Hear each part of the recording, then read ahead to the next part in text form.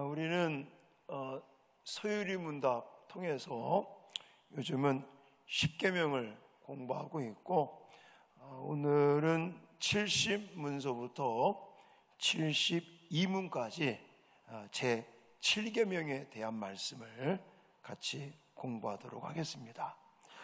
여러분, 십계명이라고 하는 것은 하나님, 그러니까 1계명서부터 4계명까지를 일부라고 말합니다.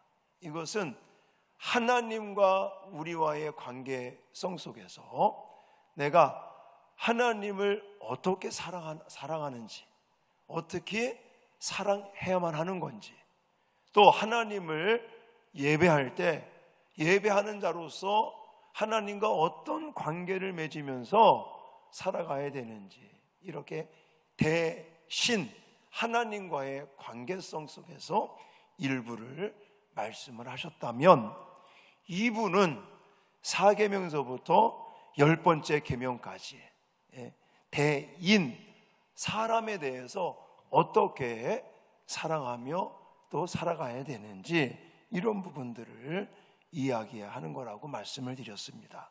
그래서 지난 5계명서부터 부모를 공경하라, 이것은 그저 단순한 육신의 부모님만을 공경하라는 의미의 그런 말씀으로 되어 있는 것이 아니라, 이 10계명 말씀은 압축되어 있다고 그랬어요. 압축되어 있다. 압축된 것을 풀어야 된다고 그랬어요. 우리가 PC 같은 거 이렇게 다루다 보면 파일을 받을 때 압축을 해서 받을 때가 있습니다. 요즘 우리 수양관 건축을 하고 있지만, 이거 관련돼서도 저한테 설계 사무실에서 파일을 보내고 할 때 사실은 그 파일이 수백 개가 됩니다. 그리고 그걸 출력을 하면 수백 장의 A3 용지 수백 장의 그런 설계 도면이 이렇게 도면으로 봐야 되는데, 요즘은 다 그냥 PC로 해서 이제 파일을 보낼 때 압축 파일 하나를 보냅니다. 그래서 압축된 그 파일을 하나를 보내서 그걸 풀으면 이제 예를 들어서 건축 도면 해서 또 토목 도면 이렇게 나누어지고, 또 건축 도면 안에는 예를 들어서 구조 도면, 전기 도면, 또 설비, 소방, 전기, 할 거 없이 이렇게 많은 그런 이 파일들을 보내게 되는데, 그거를 이렇게 풀으면 압축이 돼서 하나의 파일을 받지만, 그것을 풀으면 수백 개의 파일이 되는 것처럼 이 십계명도 그런 개념 속에서 우리가 접근을 해야 된다.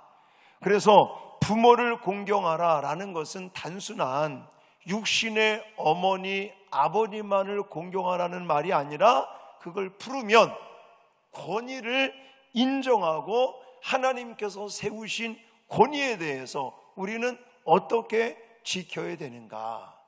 예를 들어서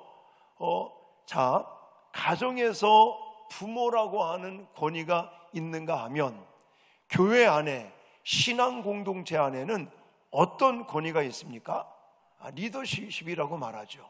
목사를 비롯해서 장로님들이나 또 권사님들이나 이렇게 세움받은 권위에 대해서, 또 직장에서도 마찬가지예요. 일터나 직장에 가면 또 상사에 대한 리더십도 그 권위가 있고, 또 나라와 국가, 민족에 대한 권위도 대표적으로 어떤 사람입니까? 대통령 같은 사람. 그래서 제가 지난번 5계명 설교할 때 말씀을 드렸지만, 어떤 사람들은요, 내 마음에 안 든다고 나보다 나이도 많기도 해요. 근데도 그냥 예를 들어서 문재인이 윤석열이 그러니까 어른들이, 그러니까 애들도 예를 들어 초등학교 다닌다든지 중학교 다닌다든지 고등학교 다니는 애들도 윤석열이가 문재인이가 완전히 친구만도 못해. 이것도 사실은 문제가 있는 것이다 라고 왜냐? 대통령, 내가 지지하는 사람이건 내가 싫어하는 사람이건 누가 세운 거예요? 권위는 하나님이 세우신 거예요. 만약 하나님이 세우신 권위에 대해서 인정을 안 하고 지킬 것을 지키지 않는다면 그것은 그 사람에 대한 그 권위에 대한 도전이 아니라 누구를 향한, 그 권위를 세우신 하나님에 대한 모독이다. 이렇게까지 제가 해석을 했었습니다. 살인하지 말라, 6계명을 통해서 살인하지 말라라는 것도 단순하게 예를 들어 칼을 가지고 아니면 총을 가지고 아니면 흉기라든지 약물을 가지고 다른 사람의 생명을 해친다든지 내 생명을 해치는 이것만을 의미하지 않는다고 그랬어요. 이 살인하지 말라라고 하는 계명 속에는 생명을 존중하고 생명을 지켜야 될 사명을 우리 모두에게 주신 계명이다 라고까지 우리는 풀어서 해석을 해야 된다고 말씀을 드렸습니다. 자, 오늘 이 7계명은 간음하지 말라요. 간음하지 말라. 자, 간음이라는 게 뭐죠? 간음이라는 것은 결혼제도, 다시 말해서 부부관계, 내가 결혼을 해서 부부관계가 아닌, 그러니까 결혼제도 아닌 밖에서 성관계를 갖는 것을 의미하는 것입니다. 자, 예를 들어서 결혼하지 않는 미혼 남녀가 성관계를 가졌다. 이건 간음의 죄입니다. 또 부부가 아닌 사람이 성관계를 가졌다. 이걸 간음이라고 말합니다. 그렇다면 제가 지금 말씀드린 요것만을 7계명에서 말하느냐? 아니라는 거예요. 이 7계명은 압축이 되어 있어서 간음하지 말라라고 언급하고 있지만 이 7계명의 핵심은 결혼이라는 제도, 가정이라고 하는 신성함에 대해서 강조를 하면서 결국은 순결을 지켜야 된다. 순결을 지킬 것을, 순결을 지켜줄 것을 성경은 우리에게 말씀하고 있는 것입니다. 여러분, 결혼이라고 하는 제도가 우리는 단순하게 그냥 사회의 관습이라고 생각하시면 안 됩니다.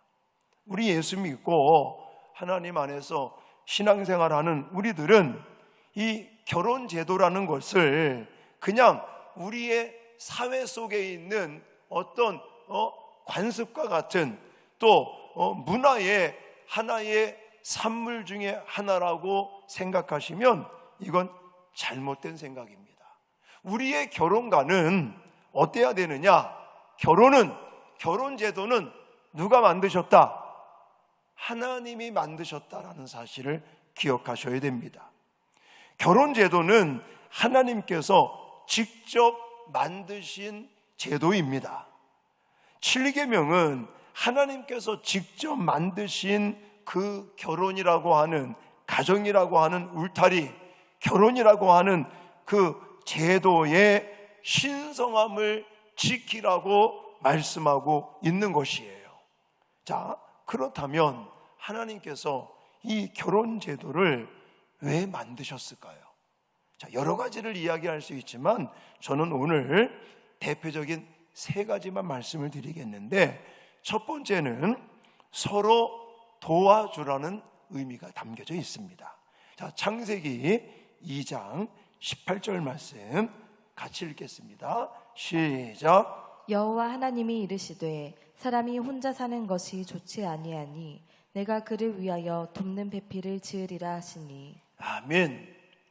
일반 사람들한테, 아니 교회에서도 제가 제자학교를 하면서 그런 걸 물어보거든요. 왜 결혼하셨어요? 그러면 사랑하니까, 이렇게 답하는 사람이 있고요. 어떤 사람은 아기가 생겨서 결혼했습니다. 그러면 솔직한 얘기를 하는 걸 하시는 거죠. 자, 그렇게 생각하시면 안 됩니다.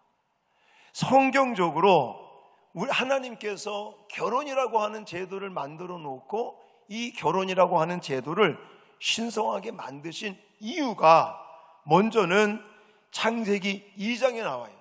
아담과 하와를 처음 만드시고 그 결혼 제도를 만드시면서 하나님께서 처음 강조하신 게 뭐냐?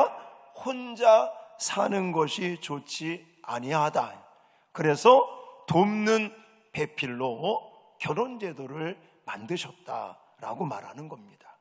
하나님은 부부가 하나님의 영광을 위해서 서로 뭐 하라고요? 협력하고 서로 채워주고 도와주고 서로 도와주라는, 협력하라는 이 차원에서 결혼 제도를 만든 거예요. 그러면 우리가 결혼하는 목적이 그냥 사랑하니까, 물론 사랑해서 결혼을 하는데 그것만 우리가 결혼의 이유가 돼서는 안 된다는 거예요. 왜 이 남자랑 결혼했어요? 이 사람한테 내가 사랑을 많이 받을 것 같아요. 왜 이 여자하고 결혼했어요? 이 여자하고 같이 살면 행복할 것 같아서요. 물론 그것도 나쁘진 않습니다. 그러나 성경적으로 하나님께서 결혼 제도를 만드신 첫 번째 이유는, 그러면 나중에 문제가 생길 수 있어요. 왜 그래요? 여기 다 결혼하신 분들이 많고, 결혼하신 분들은 알겠지만, 또 우리 청년들 여기 몇 분 계신데, 청년들은 나중에 이제 경험을 해보십시오. 한 3년 동안은 좋죠. 한 3년, 4년 동안은 그냥 다 예쁘고 다 멋있고 다 좋은데, 이제 3년 이상 넘어가면서부터 이 남자의 못난 점, 살다 보니 정말 좀 이런저런 일들이 막 생기면서 속았구나, 이런 마음이 들 때도 있어요. 단점이 보이고 실수하는 게 보이고, 그리고 이제 싸우다가 보면 내가 이 남자랑 이 여자랑 결혼한 게 후회되기도 하고 막 이러는 일들이 벌어지거든요. 그게 왜 그런 거 하냐면, 그냥 사랑하니까 이 사람하고 이제 같이, 사랑하는 사람하고 같은 이불에서 같은 솥밥을 먹고 같이 오랜 시간을 지내기를 원하는 마음으로 만약에 결혼을 한다면 그런 문제점들이 발생합니다. 결혼은 왜 하는 거라고요? 세희쌤, 이거 설교 시간에 누구를 노골적으로 얘기해서 미안한데, 왜 결혼하는 거라고요? 그러면 안 된다고. 물론 사랑해서 결혼하는 거지만, 돕는 배필로, 내가 지금 사랑하는 남자가 지금은 다 멋있어 보이고 다 잘하는 것 같고, 근데 살다 보면 3년 이상 살면 단점이 보이고 좋은 점도 있지만 나쁜 점들이 보이기 시작을 하면 내가 속았구나 생각이 되어진다니까? 그러면 어떻게 할 거야? 헤어질 거야? 안 돼. 헤어지는 거 아니야. 그러니까 결혼하는 목적이, 결혼하는 이유가 이러면 안 된다고요. 왜 결혼하는 거라고요? 도와주기 위해서. 이 남자의 부족한 점, 이 여자의 실수하고 답답하고 막 그러는 거를 하나님이 나를 통해서 채워주라고, 이것을 도와주라고 하나님이 결혼시키시는 것이다. 아셨죠? 저 뒤에 아셨죠? 청년 성경쌤, 우리 또 여기 다현이 아셨죠? 결혼 이제 할 거잖아, 그렇죠? 결혼할 거죠? 청년들 안 할 거야? 안 하는 것도 나중에 말씀드리겠지만 생각해 봐야 돼. 왜 독신으로 살라고 생각하는지도 성경에 나와 있어요. 자, 두 번째는요, 거룩한 씨를 생산해서 하나님의 나라 확장을 위해서 결혼이라고 하는 제도를 만드신 겁니다. 자, 말라기 2장 15절 말씀 같이 읽겠습니다. 시작. 말라기 2장 시작. 그에게는 영이 충만하였으나 오직 하나를 만들지 아니하셨느냐? 어찌하여 하나만 만드셨느냐? 이는 경건한 자손을 얻고자 하심이라. 그러므로 내 심령을 삼가 지켜 어려서 맞이한 아내에게 거짓을 행하지 말지니라. 아멘. 직접적인 단어가 나와 있지는 않지만 경건한 자손을 얻고자 하심이라 라는 이야기들이 있어요. 그래서 하나님은 결혼 제도를 통해서 하나님의 백성들을 증가시키고 거룩한 씨를 생산해서 결국은 하나님의 나라가 확장되어지고 흥왕하게 하는 그런 목적도 있는 겁니다. 그래서 인간을 처음 창조할 때 인간에게 하나님이 어떤 복을 주셨어요? 생육하고 번성하고 땅에 충만하고 다스리고 지키고 정복해가는 그런 복을 주셨는데, 개인이 혼자 할 수도 있지만 가정이라는 제도를 만들어서 남녀가 같이 그 일을 하라고 하나님께서 만드셨다는 거예요. 그래서 우리 예수 믿는 사람들은요, 결혼하면 애들도 많이 낳아야 돼. 아멘은 아무도 안 하네. 애들 많이 낳아야 된다니까. 그래도 대체적으로 우리 교인들은 애들을 많이 낳습니다. 저희 집도 4명을 낳았어요. 우리 교회 저하고 우리 가정하고 우리 오홍원 집사님, 김하진 권사님네 가정이 4명씩을 낳고, 그 다음에 3명 낳은 분들 굉장히 많습니다. 오늘 출석하신 분 중에 우리 집사님네 계시고, 또 3분이 누가 있죠? 여기 계시고, 우리 찬송쌤은 아까 내가 전사님한테 물어봤더니 열심히 노력하고 있다고 그러대. 많이 낳아야 됩니다. 우리 청년들 결혼해서 많이 낳을 거죠? 세쌤 많이 낳기로 했어. 우리 성경쌤도 많이 낳을 거죠? 결혼 안 할 거야? 할 거죠? 많이 낳을 거예요? 둘만 낳을 거예요? 하나 낳을 거예요? 둘 낳을 거야? 대답을 안 하네. 아까 둘 낳을 때 이러더라고. 둘은 낳을 건가 봐. 우리 다현쌤도 많이 낳을 거죠? 많이 낳는다고 했어. 하여튼 나중에 하여튼 결혼하기 전에 결혼 예비학교 할 때 우리 수은쌤은 하나님이 주시는 대로 낳겠다, 그렇게 약속을 했었어요. 이제 하나 낳는데 많이 낳겠지 뭐. 우리 전도사님은 그 전에 목사님 제가 4명 낳아서 해외여행 가겠습니다 그러더라고. 자, 어쨌거나 결혼 제도는 요즘 너무 안 날라고 그래서 걱정이에요. 걱정. 우리 큰아들네 집에도 안 날라고 그러더라고. 내가 얘기를 들어봤더니 제가 막 새벽마다 그냥 하여튼 하나님 태문을 확 열어주시고 만약에 뭐 피임을 하더라도 임신되게 해주십시오, 이렇게 기도하고 있다니까 지금. 거룩한 씨를 생산하여 하나님의 나라를 확장시키는 게 결혼의 하나님 이유 중에 하나라는 거예요. 그 다음에 3번째는 성적 부정함을 방지하기 위해서도 하나님은 결혼제도를 만드신 거예요. 자, 고린도전서 7장 2절 말씀 같이 읽겠습니다. 시작. 음행을 피하기 위하여 남자마다 자기 아내를 두고 여자마다 자기 남편을 두라. 아멘. 자, 하나님은 결혼제도 안에서만 성관계가 이루어짐으로써 성이 거룩하게 다루어지기를 원하고 계시고, 그리고 이처럼 결혼은 신성한 제도이면서 성적인 부정함을 방지한다는 거예요. 제가 가만히 이렇게 좀 분석을 해보니까요, 왜 바람 피는 사람들, 외도하는 사람들, 이 사람들의 특징이 뭔지 아십니까? 부부관계가 별로 안 좋아요. 그러니까 다른 쪽으로 눈을 돌리는 거예요. 그래서 이 부부관계가 굉장히 중요하다. 그리고 이 결혼제도를 통해서 성적인 부정함도 예방할 수 있고 방지할 수 있는 것이다 라고 해석할 수 있는 것입니다. 자, 좀 더 우리가 이 7계명을 공부하면서 더 깊이 있게 우리가 다루기 위해서 소유리 문답 71문과 답에서는 이렇게 말하고 있습니다. 자, 같이 읽겠습니다. 시작. 제7계명이 요구하는 것은 무엇입니까? 제7계명이 우리에게 요구하는 것은 우리 자신과 이웃의 순결을 마음과 말과 행동에 있어서 보존하는 것입니다. 아멘.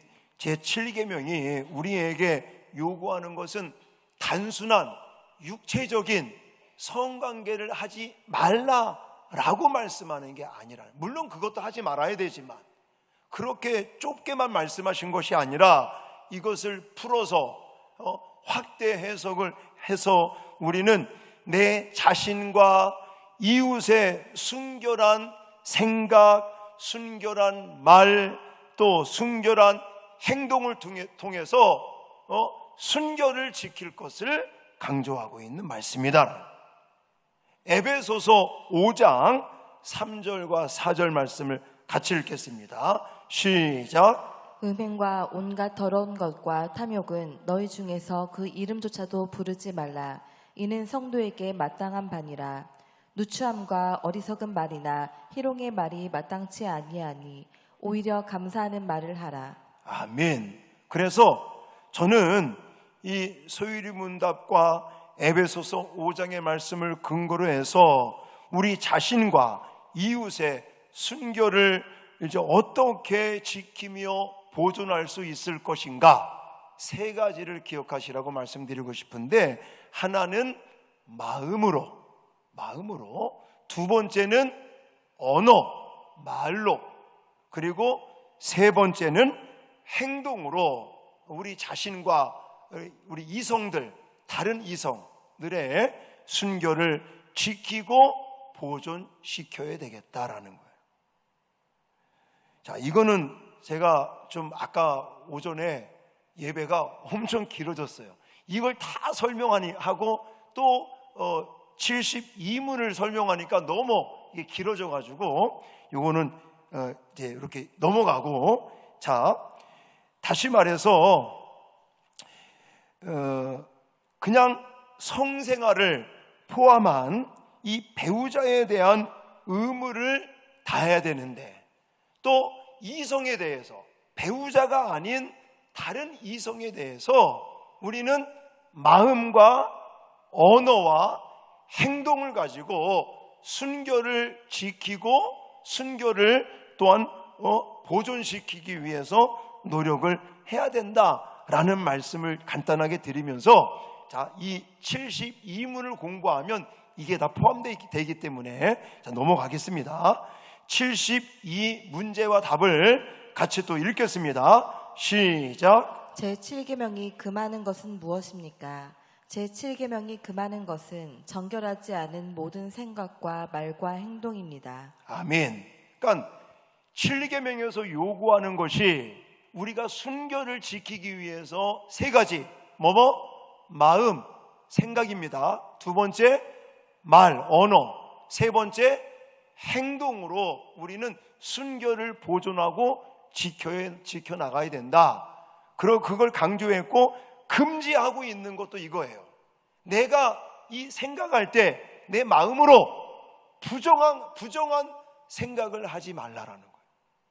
내가 이 말을 할 때 부정한 음단배설 같은 그런 어떤 부정한 언어를 금지해라라는 거예요. 나의 행동 하나하나가 좀 이렇게 성적인 자극적인 행동들, 이런 것까지도 하지 마라, 금지하고 있다는 거예요. 여러분, 드라마를 보시잖아요. 저도 저희는 텔레비를 집에 없습니다.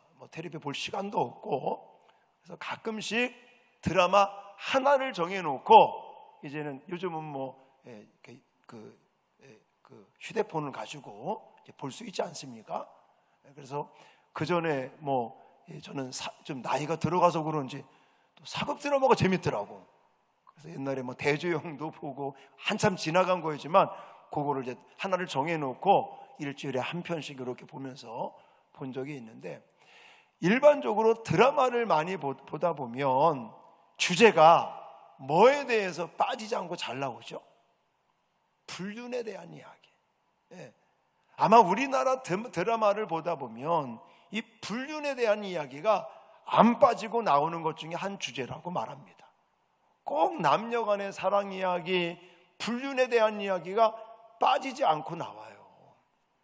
사실 이런 것들이 우리의 마음을 부정하게 만든다고 저는 생각을 합니다. 그리고 특히 죄송합니다. 여자분들을 약간 좀 제가 이렇게 비판적으로 얘기해서 죄송한데, 우리 여자분들 왜 이제 좀 애들 낳고 좀 크면서 어떤 마음들을 갖냐면, 아침에 조용한 아침에 햇살이 살짝 비출 때, 또 바람이 살랑살랑 불고 할 때 이제 차 한 잔 놓고 감상하면서 차 한 잔 하면서 좀 여유를 갖고 싶은 마음, 이런 거 물론 나쁘진 않는데, 이런 것들과 이게 이제 드라마에 보면 그런 거와 또 이제 남편이 아닌 다른 남자 이런 관계 해가지고, 이게 드라마 속에서 그런 것들을 통해 불륜의 그런 장면들, 사건들, 이런 것들을 막 보다 보니까 나도 모르게 나도 한번 이런 것들을 한번 상상해 보는 사람들이 간혹 있다고 그래요. 그 전에 제가 무슨 얘기를 들었냐면, 강수구는 아닙니다. 사하구입니다. 사하구 사람. 아니, 결혼해서 애를 낳고 애들도 좀 크고 있어요. 그런 아줌마씨들이, 우리 주부들이 뭐라고 말하냐면, 남자친구가 없으면 바보야, 이런 얘기를 하더라고. 강서구 사람들 아니고 사하구 사람들이. 여기 사하구 사람들 계신데 죄송합니다. 어쨌거나 이게 말이나 되는 거냐고요. 그러면 그 아줌마들이 그렇게 생각하는 이유가 뭐겠어요? 저는 개인적으로 그런 분들의 특징이, 맨날 드라마 보고 질질 같이 짜고 하면서 드라마 속에 나오는 그 불륜의 관계, 이런 것들에게 젖어버린 거예요. 그래서는 지금 현대에 가장 심각한 범죄 중에 하나가 뭡니까? 성적인 범죄입니다. 자, 구체적으로 제가 말씀을 드릴까요? 부정한 생각, 부정한 언어, 부정한 행동, 그러고 나서 우리는 더 나가서 어떤 것을 금해야 되느냐? 간통, 음행, 강간, 이런 것들을 금해야 됩니다. 제가 이 말씀 왜 드리냐면, 물론 성경에도 나와 있지만 지금 우리나라가, 제가 자료를 찾아봤더니 2015년 2월 달에 박근혜 정부 때 간통죄가 폐지됐습니다. 무슨 말이냐면, 배우자가 아닌 이성과 성관계를 갖고 해도 그게 죄가 아니라는 거예요. 서로 합의하에, 서로 마음이 맞아가지고 서로 합의해서 배우자가 아닌 이성과 성관계를 갖더라도 그건 죄가 아니라는 간통죄가 폐지되고 말았어요. 가슴을 칠 일이에요. 가슴을 칠. 여러분, 간통죄라는 게 뭡니까? 결혼한 사람이 배우자가 아닌 이성과 성관계를 맺은 것을 간통죄라고 말하는 거예요. 그러면 우리나라 헌법에는 이제는 간통죄가 없는 거예요. 그럼 성경은 뭐라고 말하느냐? 성경은 자, 히브리서 13장 4절입니다. 같이 읽겠습니다. 시작. 모든 사람은 결혼을 귀히 여기고 침소를 더럽히지 않게 하라. 음행하는 자들과 간음하는 자들을 하나님이 심판하시리라. 아멘. 뭐라고 그랬어요? 침소를 더럽히지 말라. 결혼을 귀히 여기고 침소를 더럽히지 않게 하라 하면서 뭐라고 말하냐면, 음행하는 자들, 간음하는 자들을 하나님이 뭐 하신다고요? 심판하시리라. 분명히 하나님은 저주를 내리신 거예요. 간통죄 다시 살려야 됩니다. 아멘입니까? 근데 우리나라 헌법이 그걸 폐지시켜 버렸어요. 음행과 간음은 하나님께서 제정해 놓으신 신성한 결혼, 혼인의 그 신성함을 파괴시켜 버리는 거예요. 간통, 음행, 명백한 하나님의 계명, 제7계명을 어기는 일이며 하나님의 심판을 받아야 될, 하나님의 저주받은 죄악이라는 사실들을 우리는 꼭 기억해야 될 줄 믿습니다. 그래서 성경은 이건 절대적으로 이런 것들을 금지하고 있다. 자, 그 다음에 불법적인 결혼을 금지하고 있습니다. 자, 불법적인 결혼이다, 혼인이다. 이게 대표적인 게 지금 뭘까요? 지금 우리가 사는 이 시대에 가장, 이거 벌써 띄우면 어떻게 질문하고 있는데, 가장 대표적인 것이 동성결혼. 지금 아직까지는 우리 정서에는 이게 좀 그렇잖아요. 근데 머지않아 우리나라도 이것이 합법화되지 않을까 걱정이 됩니다. 아직까지는 아닌데 지금 뭐 미국도 그렇고 선진국들은 다 동성결혼 합법화가 돼 있어요. 남자들이 가서 우리 결혼했습니다, 혼인신고를 하면 받아준다는 거예요. 여러분, 이 뭐 동성결혼이라든지 또 일부 다처, 일처 다부, 또 근친상간, 근친혼, 이거는 성경적으로 절대 안 되는 부분입니다. 그리고 자, 성경이 가르치는 결혼은 우리 지금 지구상에 70억이 넘는 인구가 있어요. 그럼 그걸 딱 반으로 나눠서 남자 반, 여자 반이라고 칠 때, 예를 들어 남자가 35억 인구가 있고 여자가 35억 넘는 인구가 있지만 그 많은 인구 중에 나의 배우자, 나의 어떤 성적인 반려자 같이 사는 사람은, 결혼의 대상은 몇 사람이라고요? 오직 한 사람뿐이다. 오직 한 남자, 오직 한 여자만이 둘이 한 몸을 이루게끔 성경은 말씀하고 있는 것입니다. 그래서 절대적으로 동성 안 되는 거예요. 자, 그 다음에 이혼이라든지 재혼에 대한 이야기도 해야 되겠습니다.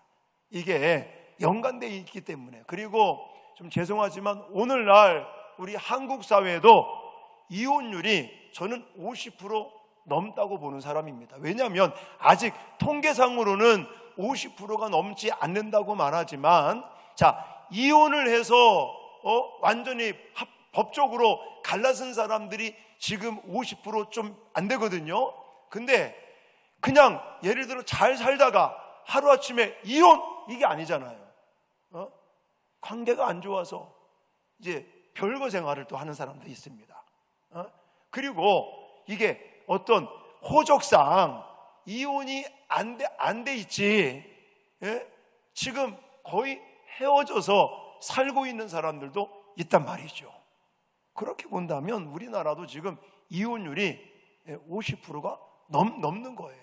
그래서 이혼하는 가정도 많고 또 재혼하는 가정도 많고 이런 일들이 막 생기는데, 사실은 이 이야기를 제가 하기가 좀 많이 힘든 건 사실, 왜냐, 우리 교회 안에도 이혼하신 분들이 계시고 재혼하신 분도 계시기 때문에 이 이야기를 제가 해야 되나 말아야 되나 고민을 하다가 어쨌든 성경적인 이야기는 해야 되기 때문에 제가 말씀을 드리는 겁니다.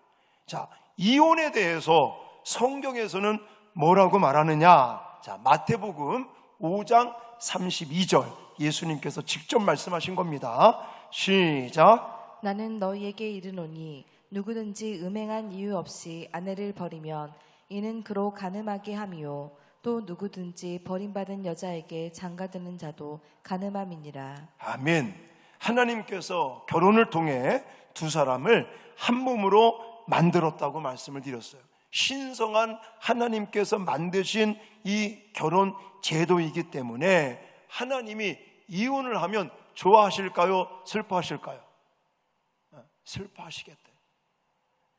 자, 이혼은 하나님께서 한 몸 되게 하신 것을 인위적으로 나누는 행위라고 말할 수 있습니다.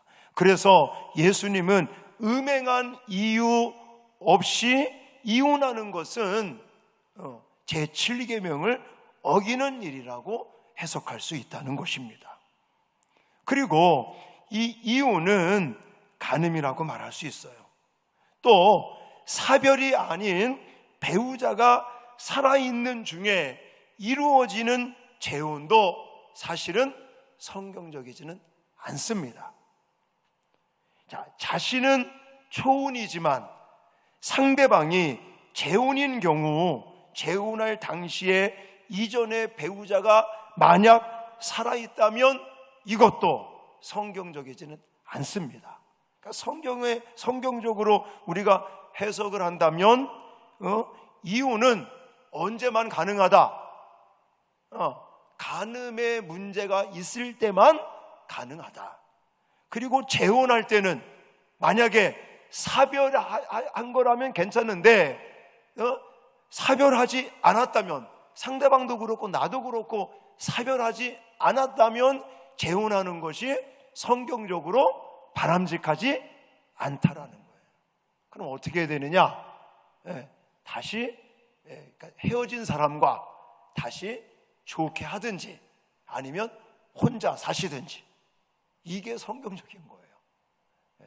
그래서 이 부분은 여러분들이 좀 이해하시면서 들으시고, 자, 마가복음 10장에 나와 있습니다. 자, 마가복음 10장 11절로 12절 시작. 이르시되 누구든지 그 아내를 버리고 다른 데에 장가드는 자는 본처에게 간음을 행함이요 또 아내가 남편을 버리고 다른 데로 시집가면 간음을 행함이니라. 고린도전서 7장 10절로 11절 읽겠습니다. 결혼한 자들에게 내가 명하노니 명하는 자는 내가 아니요 주시라. 여자는 남편에게서 갈라서지 말고 만일 갈라섰으면 그대로 지내든지 다시 그 남편과 화합하든지 하라. 남편도 아내를 버리지 말라. 아멘. 이렇게 성경은 말씀하고 있습니다. 비록 결혼에 일시적으로 실패했다 하더라도 그 결혼은 죽음 외에 그 어느 것도 갈라놓을 수 없으므로 한 몸의 일부인 배우자와 다시 합하기를 위해서 최선의 노력을 하는 것이 성경적이다. 사별 후 재혼은 예외라고 말씀을 드릴 수 있습니다. 어쨌든 하나님께서 결혼제도, 신성한 이 결혼과 가정이라고 하는 제도를 만드셔서 결국 아까도 말씀을 드렸지만 이 하나님의 나라의 확장이라는 부분과 또 정말 서로 협력하고 돕는 그런 관계성 속에서 아름다운 가정을 세워나가시는 저와 여러분들이 되어질 수 있기를 주님의 이름으로 축원합니다. 그리고 독신에 대한 얘기 좀 말씀을 드린다면 제7계명은 물론 독신에 대해서 직접적으로 언급하고 있지는 않지만 이 독신은 성경적으로 봤을 때에 이거는 바람직하지 않다라는 거예요. 물론 이유 있는 독신이 있습니다. 예를 들어서 내가 선교사로 간다든지 복음을 전하기 위해서 독신의 삶을 또 선택할 수밖에 없는 사람들도 있습니다. 그러나 그런 이유가 없이 어떤 사람은요, 나 결혼 안 합니다. 왜 결혼을 안 하시려고 그럽니까? 편합니다. 예를 들어 결혼하면 남자에게 내가 억압을 받는다든지 통제를 받는다든지 또 시댁을 또 신경 써야 되고 또 여러 가지 애들을 또 낳아서 양육하고 살림살이 하고 남편 뒷바라지하고 애들 이건 난 너무 힘들고 어려워서 못하겠습니다. 그러니까 자기 편리를 위해서 나는 독신의 삶을 살겠습니다 라고 하는 거는 성경적이지 않다. 우리 교회는 독신을 찾는 사람이 없죠? 있나? 하여튼 내가 개인적으로 볼 때는 잘 없는 것 같은데, 자, 독신의 동기가 자기 중심이라면 이거는 안 된다라는 거예요. 그래서 혼자 사는 것이 나는 편리하고 만족하다, 내가 열심히 돈 잘 벌고 있고 내가 버는 돈 가지고 나 혼자 편하게 그렇게 사람들 막 신경 안 쓰고 이렇게 그냥 살겠다라고 독신을 택한다면 그것은 바람직하지 않는 것이다 라고 좀 말씀을 드리고 싶습니다. 자, 오늘 그래도 저녁 예배 때는 빨리 끝나는 거예요. 아까 낮 예배 때는 제가 준비한 거 다 하다 보니까 뭐 아까 1시간 20분 넘어서 예배가 끝났어요. 여기서 오늘은 저녁 예배는 조금 그래도 좀 빨리 끝났습니다. 자, 제 7계명은 간음하지 말라라고 하는 말씀이지만 그냥 육체적인 이 성관계 안 갖는 거 이것만 말씀하시는 게 아니라 순결을 지키는 것을 말씀하고 있다. 순결을 존중하고 지키는 이런 내용들. 그래서 7계명이 요구하는 것은 우리 자신과 이웃의 순결을 마음과 말과 행동으로 보존하고 지키라고 말씀하고 있고, 그러므로 금지하는 것은 부정한 생각, 또 우리의 부정한 언어, 또 우리의 부정한 행동, 이런 부분들. 그러면서 더 구체적으로 뭐 간통이라든지 음행이라든지 간간 같은 거, 또 불법적인 혼인, 바로 대표적인 게 동성결혼 이런 것들, 그리고 이혼이라든지 재혼이라든지 또 혼전 성관계라든지 이유 없는 독신, 이런 부분들도 제가 다 설명을 드렸기 때문에 결국은 하나님께서 만들어 놓으신 이 신성한 결혼 제도, 그리고 가정이라고 하는 울타리, 이걸 통해서 하나님은 우리에게 행복을 주시고 기쁨과 은혜를 주시기를 원하신다는 사실들을 기억하시고, 우리 청년들은 신성한 결혼을 어떻게 내가 준비할 것인가, 이런 부분들도 좀 고민을 하셔야 되고요. 그리고 결혼하신 분들은 신성한 결혼 생활을 위해서 나는 지금 무엇을 어떻게 하고 있는가, 이런 부분들도 좀 고민하시면서, 혹이나 습관적으로 부정한 생각을 한다든지 부정한 언어나 행동을 사용하고 있지는 않는지 우리 자신들의 삶을 좀 점검하시면서 하나님께서 이 신성하게 세우신 가정, 또 결혼 제도를 통해서 우리에게 주시려고 하시는 은혜와 복들을 정말 받아 누리시면서 행복한 삶을 사시는 저와 여러분들이 되어지시기를 주님의 이름으로 축원합니다.